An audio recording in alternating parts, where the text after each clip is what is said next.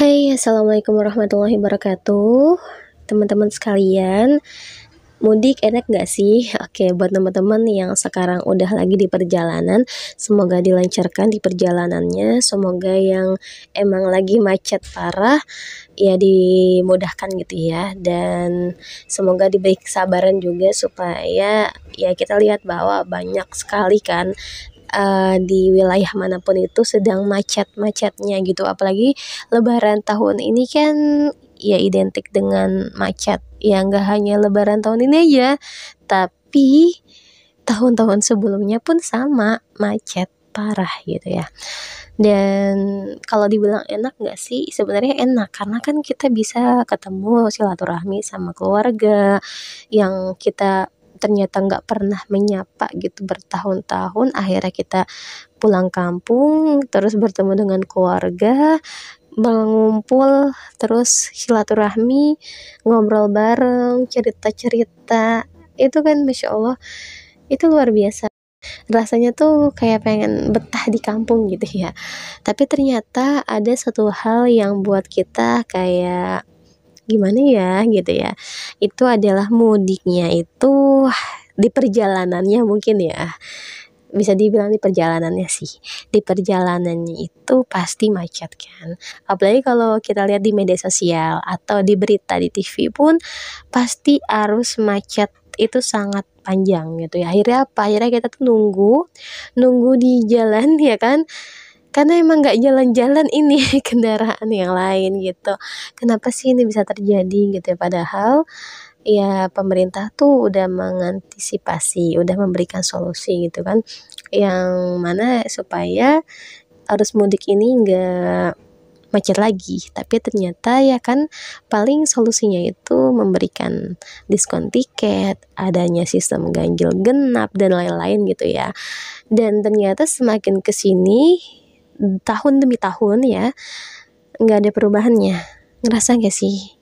Tapi buat kita yang aku mah nggak mudik kok kak gitu ya, aku nggak punya kampung halaman, nggak apa-apa. Walaupun misalnya kita nggak mudik ya emang nggak apa-apa gitu ya. Tapi kan buat yang lain yang sedang mudik ya pasti ngerasa bosen di jalan, terus macet parah ya, terus nggak jalan-jalan ini kendaraan gitu ya.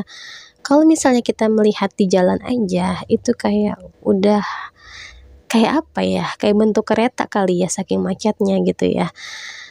Dan pastinya kita melihat pun ada banyak faktor yang bisa menyebabkan kemacetan. Dan aku melihat data ya, membaca data dari situs kompas.com.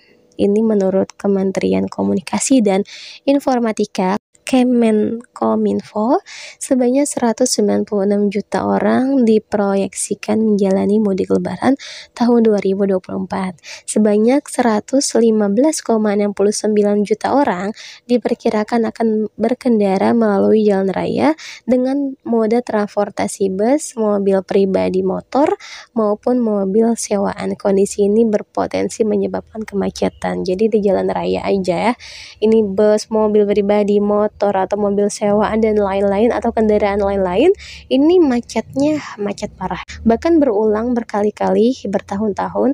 Masalah ini menunjukkan belum adanya titik balik yang benar. Emang sih kalau kita melihat aduh mudik itu sebenarnya enak, tapi yang nggak enak tuh di jalannya, lama di jalannya, macet parah gitu ya. Dan ternyata dari pemerintah pun udah memberikan penanganan gitu, bahwa penanganan ini apakah bisa menyelesaikan persoalan ataukah tidak gitu. Dan emang beberapa hari lalu juga aku membuat tulisan tentang masalah mudik ya, yang mana emang mudik ini suatu hal yang harus dipecahkan ketika saat ada kemacetan. Apalagi kan sekarang tuh banyak juga sampai ratusan juta orang yang mudik, yang pergi ke kampung halamannya, yang bertemu dengan keluarga ya di hari raya yang suci ini. Kemudian ditambah lagi yang awalnya senang, bahagia ketemu keluarga, akhirnya jadi ya bosan melihat di jalan tuh macet. Nah, kita melihat bahwa ini adanya salah dari sistem, yang mana sistem kapitalisme ini berdiri di atas dasar orientasi materi. Ya, kenapa sih? Karena sehingga prinsip ini pelayanan negara juga tidak lepas dari bisnis. Jadi kayak apa ya, kalau kita bilang permasalahannya ini selalu berlanjut dan belum ada solusinya, mungkin solusinya itu hanya memberikan ganjil genap, terus diskon tiket dan lain-lain gitu. Bahkan intinya kayak misalnya kita masuk ke jalan tol aja itu pasti bayar gitu ya. Padahal sebenarnya ya ini kan punya rakyat ya kan, punya kita semua jalan itu. Dan fasilitas umum yang seharusnya itu bisa dinikmati oleh kita, oleh rakyatnya. Tentu kalau kita melihat dari sudut pandang yang benar, kebijakan seperti ini berpotensi besar untuk terjadinya kelalaian. Kelalaian apa ya? Kelalaian dari tata kelola ya, yang mana sebenarnya ini hanya dibutuhkan oleh masyarakat. Masyarakat tuh pengen ya jalan itu lebih efisien lagi lah, lebih enak, lebih nyaman kalau lagi di jalan. Tapi ternyata yang solusi yang diberikan oleh suatu negara ini adalah solusi parsial dan pragmatis. Yang tadi aku bilang adanya diskon tiket, penerapan sistem ganjil genap dan lain-lain. Dan ternyata solusi ini nggak akan menyelesaikan persoalan sampai pada akarnya, ya nggak akan bisa sih, karena ya sampai sekarang kita melihat macet tuh terus aja bertambah ya. Kemudian kayak ngerasain nggak akan terselesaikan gitu.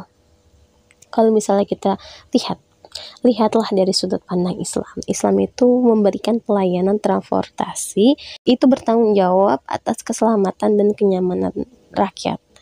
Bahkan dalam Islam, khilafah dalam Islam itu memberikan mitigasi secara opsional, dan ternyata ya sebenarnya ini adalah tata kelola yang salah gitu ya.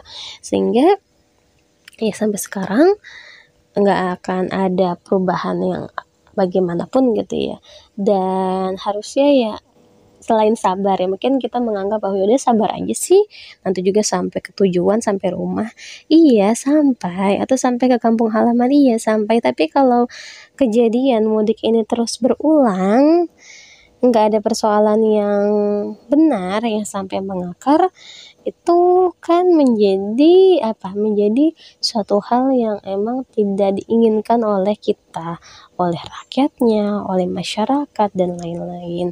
Maka dari itu sebenarnya saat mudik ini sebagai momentum kita untuk silaturahmi kepada keluarga kita. Dan kalau kita merasa ada kesal, ada perasaan bosan di perjalanan karena macet, iya, sebenarnya bukan karena mau gimana lagi, bukan, tapi kita harus mencari apa yang terjadi, kenapa bisa macet, kenapa pemerintah itu sudah memberikan solusinya, tapi solusi itu seperti pragmatis dan belum sampai selesai, belum sampai bikin kita tuh nyaman di perjalanan. Nah, seperti itu. Jadi, kalau dibilang mudik enak nggak sih? Kalau menurut aku mudik itu enak karena bertemu dengan keluarga, tapi ada nggak enaknya juga karena di perjalanan. Tapi menurut kamu bagaimana? Apakah enak atau tidak? Oke, karena ini masih suasananya Idul Fitri, walaupun udah lewat 7 hari, tapi serasa suasananya tuh masih ada ya. Dan mungkin ada dari teman-teman yang masih di perjalanan mau menuju ke rumah dari kampung halamannya, karena sekarang tuh detik-detik mau masuk sekolah untuk anak-anak atau yang masuk kerja. Tetap semangat. Semangat apa nih? Semangat untuk mencari solusi. Oke, terima kasih sudah mendengar podcast kali ini, semoga bermanfaat. Aku pamit dulu ya. Kalau mau cerita, mau sharing, boleh banget kok. Bisa di DM akun IG aku, Instagramnya di @mira30. Jangan sungkan-sungkan ya. Wassalamualaikum warahmatullahi wabarakatuh.